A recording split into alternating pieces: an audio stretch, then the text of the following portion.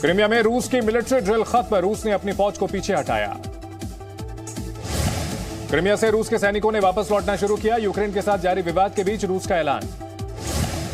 रूस के रक्षा मंत्रालय ने कहा यूक्रेन सीमा से कुछ सैनिकों को वापस बुला रहे हैं, हालांकि यूक्रेन को इन दावों पर यकीन नहीं। यूक्रेन की सीमा के करीब रूस के कुछ टैंक लौट रहे हैं। टैंक के काफिले को ट्रेन में लोड कर रवाना किया गया। कुछ ट्रेन से तो कुछ जमीन के रास्ते रूस के टैंक यूक्रेन की सीमा से वापस अपने बेस पर वापस लौट रहे हैं। तस्वीरें सामने आई।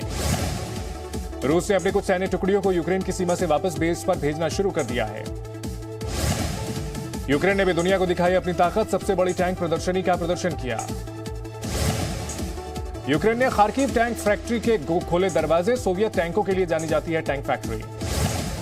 रूस के रक्षा मंत्रालय ने कहा यूक्रेन से सटे रूस के सैन्य जिलों में कुछ सैनिक अभ्यास के बाद अपने ठिकानों पर लौट रहे। जर्मनी से स्लोवाकिया जा रहे अमेरिकी सैनिक, नेटो अभ्यास के लिए जा रहे जवान। अभ्यास के लिए जा रहे 2000 अमेरिकी सैनिक, काफिले में सैकड़ों वाहन शामिल।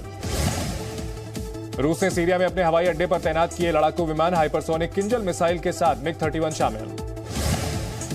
पूर्वी भूमध्य सागर में अभ्यास में हिस्सा लेंगे रूसी विमान, रूसी सैन्य गतिविधि में बढ़ोतरी का हिस्सा। रूस के राष्ट्रपति पुतिन को अमेरिकी राष्ट्रपति बाइडेन की चेतावनी, कहा तबाही के लिए रूस होगा जिम्मेदार, दिया जाएगा करारा जवाब। बाइडेन ने कहा अमेरिका और नेटो रूस के लिए खतरा नहीं, हम रूस के लोगों को नहीं बना रहे निशाना। बाइडेन ने कहा रूसी नागरिक हमारे दुश्मन नहीं, अगर रूस ने हमला किया तो बहुत नुकसान होगा। यूक्रेन पर संभावित हमले को लेकर बाइडेन ने कहा अगर हमला किया तो रूस के लिए बन जाएगा कभी ना भूलने वाला घाव। रूस ने यूक्रेन पर किया साइबर अटैक, कई वेबसाइट्स पर पड़ा असर। यूक्रेन सरकार की एजेंसियों और बड़े बैंकों पर साइबर हमले की रिपोर्ट, यूक्रेन में हैकिंग ऑपरेशन तेज। यूक्रेन मामले पर ब्लिंकन ने रूस के विदेश मंत्री से बात की, अमेरिका की चिंता से रूबरू कराया। रूस के साथ यूरोपीय सुरक्षा पर वार्ता के लिए नेटो तैयार, रूस यूक्रेन संकट पर जोखिम करने पर चर्चा कम करने पर सहमति बनी। रूस के राष्ट्रपति पुतिन ने कहा पश्चिम के साथ काम जारी रखने के लिए तैयार, बातचीत के रास्ते पर जाने के लिए तैयार हैं। स्लोवाकिया के जोलेन शहर में होना है सैन्य अभ्यास, अभ्यास के बाद जर्मन ठिकानों पर लौटेंगे अमेरिकी सैनिक।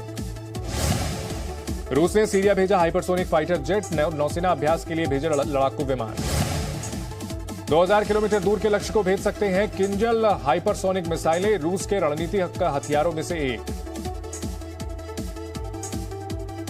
Presenting B News app, available on Google Play and App Store. Download it now.